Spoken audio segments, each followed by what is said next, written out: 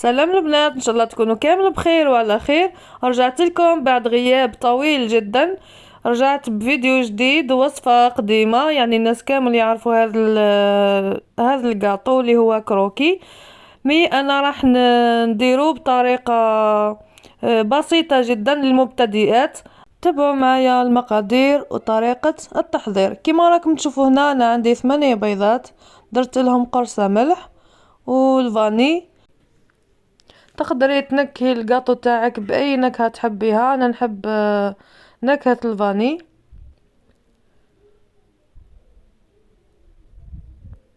نبدا نخلط المكونات كامل مع بعض، من بعد نضيف السكر، 2 كيسان سكر، ونخلط المكونات كامل مع بعض حتى يتجانسوا ويتحول الخليط نتاعي للون الابيض. هنا نعرفوا باللي راهو السكر ذاب باش نقدروا نكملوا الوصفه نتاعنا.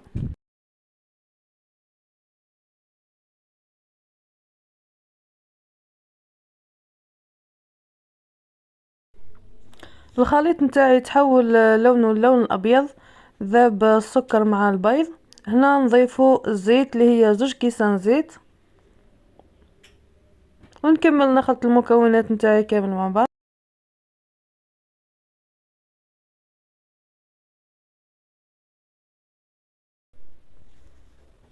الان نضيف الفارينة، نغربلها. انا ما قصتش الفارينة هنا، راح نطم العجينة تاعي حتى نتحصل على عجينة طرية على حسب نوعية الفارينة تاعك. كاين اللي تشرب الماء وكاين اللي ما تشربش. مع 2 باكيات خميرة الحلوى.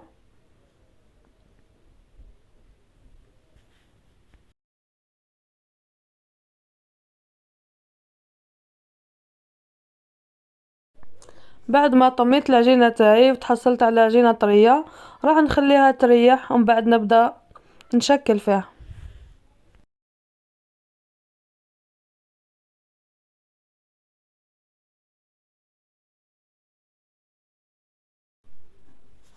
نجيب البلاطو تاعي اللي يدخل الفرن، ندهنه بشوية زيت ونبدأ نشكل العجينة تاعي بهذه الطريقة كما راكم تشوفوا.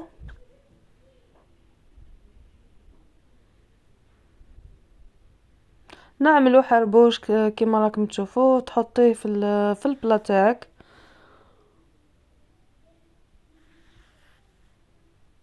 الصورة راهي واضحة كما راكم تشوفوا.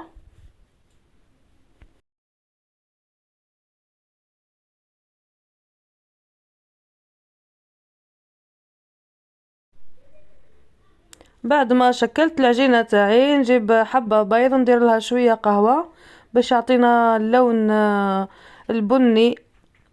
انا نحب الكولر تاعو يجي بني غامق. ونبدا ندهن العجينة تاعي كما راكم تلاحظوا. العملية بسيطة جدا، وهذا الجاتو سهل واي وحدة تقدر تديروه، حتى المبتدئة يعني تقدر تديروه بكل سهولة.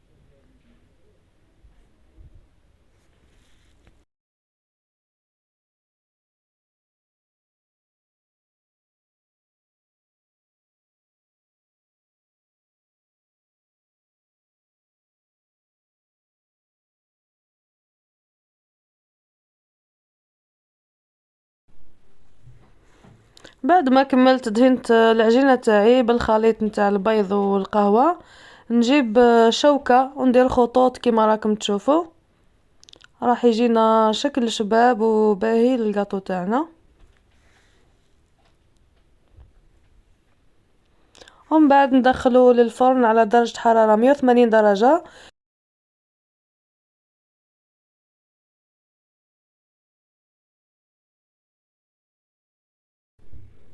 بعد ما طاب الجاتو تاعي انا قسمته بالموس على شكل الطولي كما راكم تشوفوا بهذا الشكل.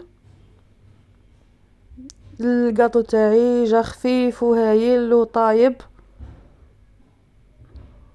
وشكله ثاني رائع كما راكم تشوفوا. ان شاء الله تعجبكم هذه الوصفة وتطبقوها. والان ما بقى لي غير نقول لكم في امان الله.